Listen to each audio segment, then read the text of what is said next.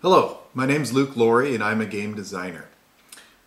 I decided I would do a video series to chronicle what it would take for a game to go from initial concept all the way to publishing, or if in the case that the game is not successful, to ultimately abandoning the project.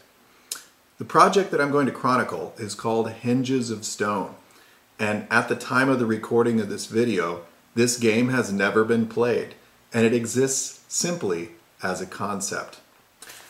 How I usually start games is after I have enough of a thought to be able to put it into either writing or drawing, I use spiral notebooks, and I simply sketch and draw and write whatever comes to mind, and sometimes I'll work out some of the mathematics or the physical aspects of the game, and I also will write philosophy, how the game's going to feel, who this game might be for.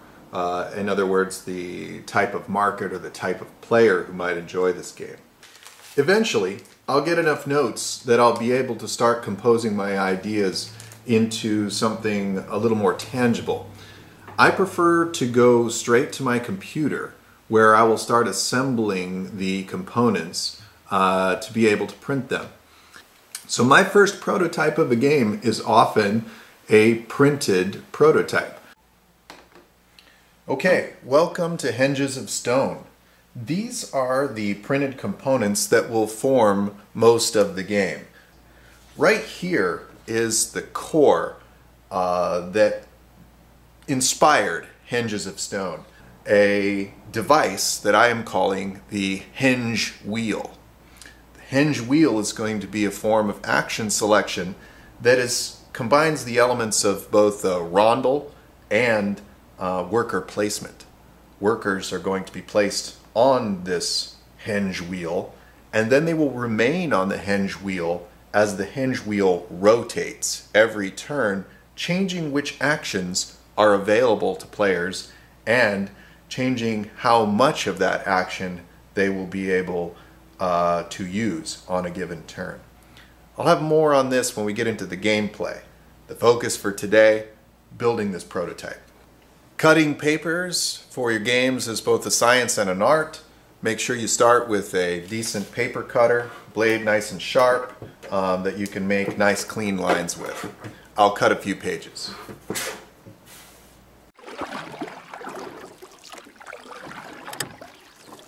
It helps if you've identified where you want the cuts on what you're printing. Having little guidelines or something like that on the pages may be useful, especially if you're doing something like tiles or cards. Knowing where the exact edge that you should cut is pretty important. That saves you a lot of time from having to trim later if you're going to sleeve your cards, so to ensure that your cards are all the same size. I'm going to take a minute and talk about player mats, because I'm a big fan of player mats. For Henges of Stone, I have a player mat on which players will be putting tiles that will represent the henges of stone that they've built. And I also have spaces where they can place the different resources that they've acquired. I'm a real fan of this kind of organized placement for resources because I think it helps not only the players keep track of the resources that they have, but it also helps other players be able to quickly look around the table and size up the resources that others have so that that can help their decisions in anticipating other players' actions. Here I have the tokens that are going to represent rafts that players are going to be moving around stones that they've acquired from their mine in Henges of Stone. And this is printed on cardstock, and this is a piece of chipboard. It's not chipboard that was purchased, but rather salvaged. I have a whole pile of different kinds of pieces of chipboard that come from various products that I've purchased, shipping and whatnot. So I'm going to be gluing this down, gluing the paper, cardstock, down to the chipboard, and then I'll be cutting it using a razor. That way I will have the tokens be a little more substantial, easier to move around, and I only have to do the gluing part once by gluing the whole piece to the chipboard. then the cutting goes from there. It's too thick for me to use my paper cutter, but with the razor it's not too difficult.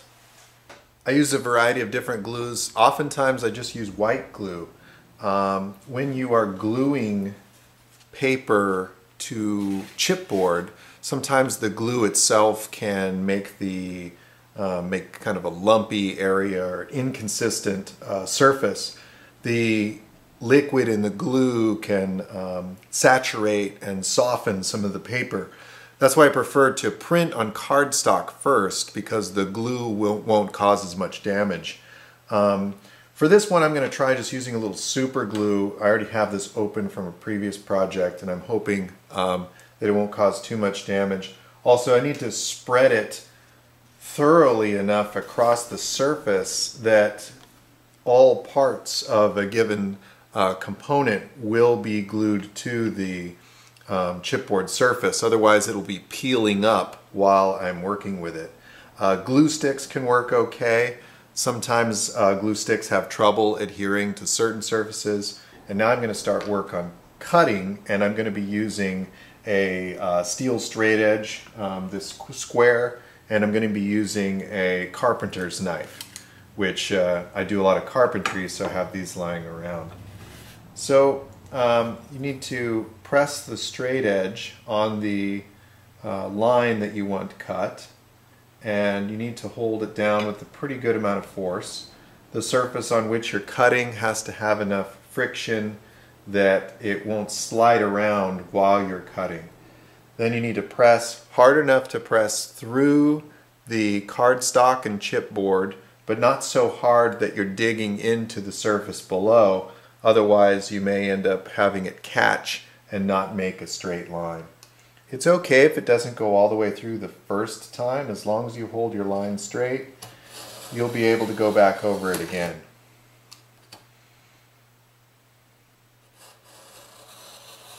Make sure that the razor that you're using is sharp.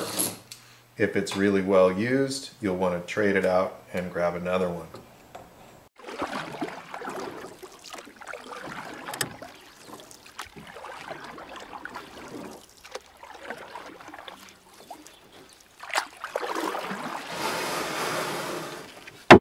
Okay, I've finished my raft tiles, and as you can see, they are kind of oddly shaped. That made them a little more difficult to cut. Also, the cardstock, like I said, is kind of some recycled industrial, not the cardstock, excuse me, the chipboard, and that made it pretty thick and difficult to cut. Henges of Stone has players acquiring these henge tiles. And the tiles I've prepared by printing them on cardstock, and they're two-sided tiles. There's the green side and the gray side. The gray side is the tiles before they are constructed, and then the green side is after they're constructed. Now, I could have just printed them two-sided on cardstock, and that would be a quick and easy way to do this. I'm going to do a little more fancy version by gluing it to the chipboard. But notice when you prepare two sheets that are going to be back to back, you have to be sure that the fronts and backs will match. And to do that, if you are printing and you use two-sided printing with the long edge binding, that means that the square that's here actually will need to match the square that's here. So that means that you're going to have the far left side column is actually going to match the far right side column to ensure that when you print it, the right tiles will be matched front and back. So now I have one side of half of these tiles glued down to the chipboard, and it's the right size because I've cut it to the edges. And now I'm going to glue the cardstock for the other side of these tiles to the back side of the chipboard.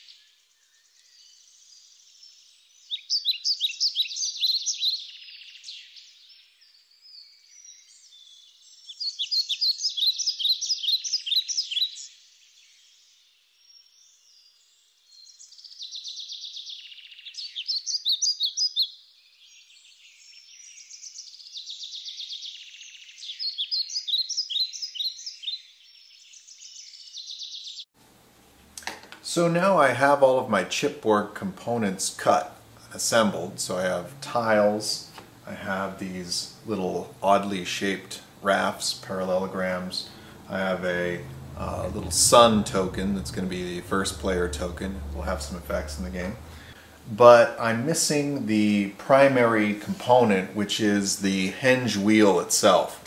Now this is a unique situation for this particular game.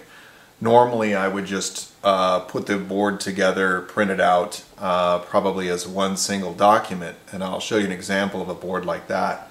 But this is special because it's actually going to be a mechanical component. The wheel itself is going to turn, and my thinking is I'll probably compose it out of the paper and cut chipboard. Then with a little bit of assembly, I'm going to take some Legos, I think, place them underneath there to provide the pivoting joint that will allow this thing to spin. Allow me to take a second and show you my usual approach for boards. This is from another prototype of mine, a game called Saturn Rising. And so you'll see this is paper. Cardstock actually, and you may notice that along some of the edges there is Scotch tape. This is a prototype that actually fits nicely in just a gallon-sized Ziploc bag with all of its components. Having a board that's able to fold into that bag is really handy. Great space saver. I could easily throw this into a backpack or a suitcase. So the way this goes together to make a decent-sized board is by creating a file, and for me I use for graphic arts layout I use the Apple's Pages application. Not really important which application you use, but from there you're creating a document that you can turn into a PDF. You take the PDF and you print it in this tiled format, but then how you tape it together is the key. So you'll see that I have it taped so that behind the bottom pages it allows the sides left and right to fold inward. The tape seam is on the outside. Likewise on the top, tape seam is on the outside. And then I do not have it taped along the between the top left, top right, or excuse me, top left and top right, bottom right pages, and instead the only seam in the middle is between the center pages, and that allows you to fold it in the middle. So now I'm going to start work on the hinge wheel itself. The outside of the hinge wheel represents the 8 different actions that players can take. The inside of the hinge wheel is going to be a rotating piece. So I'll need to cut this out first, keep the background because that will go on the game board itself, and then work at assembling the center into a functional structure where you're actually going to be able to place your workers into specific spots. It's going to require a lot of little cutting and fiddly stuff, so I won't show it all, but hopefully you'll get a sense for how I put this thing together. Okay, I've been working on this for a little while and it looks pretty rough, but I managed to get some holes in here. This is going to be like a little window through the dial that'll allow you to see the sun that's going to be poking through one of these holes. That indicates which player is the starting player. However you go about putting together your prototypes, I strongly recommend going with what you have. So I have power tools. I do a lot of construction. It's easy for me to grab the drill and the Dremel and things like that. But if you have craft supplies, or if you work better with paper and things like that, just go with what you've got. If you're great on the computer, you can do more on the computer. If you do more by hand, then do it that way. I also have Legos, and so in this case, for this unique type of prototype, I really need a physical mechanical structure, and I decided to make it out of Legos. I'll be gluing this to one piece, and then that will make the rotating hinge wheel by which players are going to select their actions here. So now I have the board components put together, simply just taped on here with Scotch tape. They're arranged in no particular order. Later on I'll come back and make this nice and pretty and organized based on how it plays. And I also have here the henge wheel in its rough form. The next part is I need to gather up all of the bits that this game needs. And fortunately, I keep on hand a pretty large supply of components. And if you don't have these, you can get them from educational supply stores. You can order parts from the ever-reliable gamecrafter.com. And let's take a look. So I'm definitely going to need some dice, not very many, and I think I needed them to be blue. I'm also going to need some markers in the player colors, so I have little discs for things like that. I also will need some cubes, and I'll have these over here. So I'll piece together all of the components that I need and lay it all out to see how it looks and see if anything's missing. Here's the prototype, just about complete. Got a couple minor little touches to take care of. I've got the henge wheel. It rotates. You can put these standing stones, which are the workers for action selection, onto the henge wheel. There's a track over here with little discs that can be used to proceed along the track. The cubes here for the resources, tiles for drafting, dice are going to represent the storms that could cause these rafts to sink. The rafts are going to be carrying the stones, bringing them back to the players, and the players are going to keep their resources on their mats and build their tiles on their mats. Once they're built, they'll be turned over, showing the green sides. I don't have a victory point track and several other things, still not quite here, but it's nearly a playable prototype.